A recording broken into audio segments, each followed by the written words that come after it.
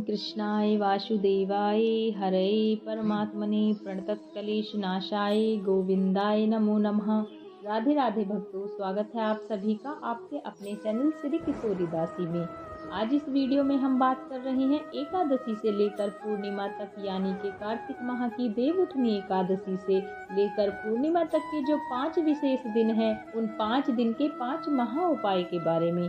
यदि आपने पूरे कार्तिक माह में कुछ नहीं किया है या नहीं कर पाए हैं, या फिर जैसा आप चाहते थे वैसा नहीं कर पाए हैं, तो इन 5 दिनों में 5 महा उपाय मैं आप सबके लिए लेकर आई हूँ। उन 5 दिनों में आप इन उपायों को अवश्य करें। इनके करने से आपको पूरे कार्तिक माह के महात्म्य का फल प्राप्त होता है और उसी के साथ साथ आपकी इच्छाओं की पूर्ति होगी, ग्रह कलेश दूर होगा और समस्याओं का अंत होगा। स्कंद पुराण के अनुसार शास्त्रों में वेद, नदियों में गंगा और युगों में सतयुग से श्रेष्ठ कुछ भी नहीं है। उसी प्रकार महीनों में कार्तिक के महीने से अधिक श्रेष्ठ और कुछ भी नहीं है। भगवान श्री हरि 4 महीने की योग निद्रा से जागते हैं तो विष्णु प्रिया माँ तुलसी की बात को अवश्य सुनते हैं। इन 5 दिनों के अंदर, यानी कार्तिक माह की एकादशी से लेकर पूर्णिमा तक हमें क्या करना है? इन दिनों में आपको दीपदान अवश्य करना है। यदि आपने अभी तक किसी जलाशय पर, किसी नदी पर, किसी सरोवर पर और किसी अंधेरे वाले स्थान पर दीपदान नहीं किया है, तो इन 5 दिनों में आप दीपदान अवश्य करें। यदि आप दीपदान करते हैं तो इन 5 दिनों में आपके जीवन का सारा अंधेरा दूर होता है और घर में सुख शांति का निवास होता है। इन 5 दिनों में शरीर पर तेल नहीं लगाएं। पूरे कार्तिक माह तो संभव नहीं हो पाता है, इसीलिए हो सके तो इन 5 दिनों में शरीर पर तेल का उपयोग ना करें। इस वीडियो में मैं आपको जो कार्य वर्जित हैं वो भी बताऊंगी और जो कार्य करने योग्य हैं वो भी बताऊंगी। तो हो सके तो इन 5 दिनों में शरीर पर तेल ना लगाएं। तुलसी पूजन अवश्य करें। यदि संभव हो तो भूमि शयन कर सकते हैं तो भूमि शयन करें, और यदि नहीं कर सकते हैं तो कोई बात नहीं, लेकिन ब्रह्मचर्य का पालन अवश्य करने का प्रयास करें। इससे क्या होता है कि अकाल मृत्यु का भय नहीं रहता है, पापों से भी मुक्ति मिलती है, धन और वैभव की प्राप्ति होती है। इतने चमत्कारी हैं ये 5 दिन। तो इन 5 दिनों में इन कार्य को यदि आप करते हैं तो निश्चित ही आपको लाभ मिलेगा व आपके जीवन में परिवर्तन होगा। भगवान श्री हरि को तुलसी की माला अर्पित करें, यानी एकादशी के दिन ही एक तुलसी की माला बाजार में जहाँ पूजा का सामान मिलता है वहाँ आसानी से मिल जाएगी। तुलसी की माला भगवान विष्णु को अर्पित करें। अपने घर के मंदिर में ही, जो आपके घर के मंदिर में ही जो भगवान विष्णु और माता लक्ष्मी की तस्वीर होगी या मूर्ति होगी, आप उस पर तुलसी की माला को अर्पित कर दें।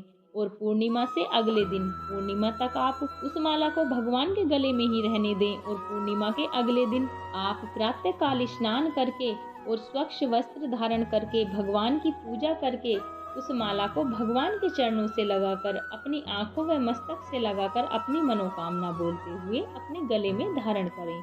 अब इससे क्या होगा? तुलसी माला पहनने से आपके मन की अशांति दूर होती है, सारी दुविधा दूर होती है, और कहते हैं कि तुलसी की माला जो पहन लेता है उसे अकाल मृत्यु का भय नहीं रहता।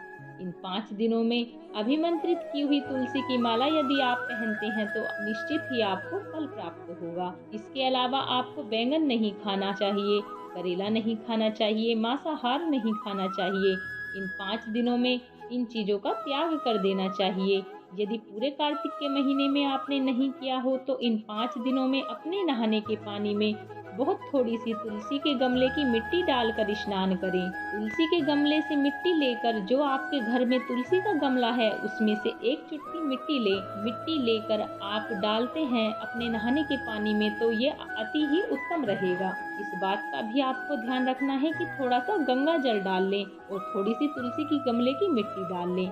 5 दिन तक इस कार्य को करें और एकादशी से लेकर पूर्णिमा तक 5 दिन के अंदर आप किसी भी दिन चावल का दान अवश्य करें। एकादशी के दिन करते हैं तो बहुत अच्छा, और यदि द्वादशी के दिन करते हैं तो और भी अच्छा रहता है। जैसे कि एकादशी के दिन चावल नहीं खाते हैं, लेकिन चावल का दान करना अति उत्तम माना जाता है। कार्तिक माह में अपनी सामर्थ्य के अनुसार ज्यादा से ज्यादा दान करना चाहिए। ये जरूरी नहीं है कि आप किसी मंदिर में या किसी पंडित को ही दान करें, किसी भी जरूरतमंद को दान कर सकते हैं। उस जरूरतमंद को दान करें जिसके जिससे आपका कोई कार्य ना हो, यानी कि जिससे आप कोई इच्छा ना रखें। तुलसी का एक पौधा इन 5 दिनों में कहीं ना कहीं किसी न किसी ऐसे व्यक्ति को अवश्य दान करें जो उसकी पूजा करे। यदि आपको ऐसा लगे कि हम जिसे पौधा देंगे वो पूजा नहीं करेगा, तो आप मंदिर में भी दान कर सकते हैं। लेकिन तुलसी के पौधे का दान कार्तिक मास में अवश्य करना चाहिए, बहुत ही शुभ फलदायी होता है। तो ये जो 5 दिन है, इसमें मैंने आपको जो कार्य बताए हैं उनको अवश्य कर लीजिए।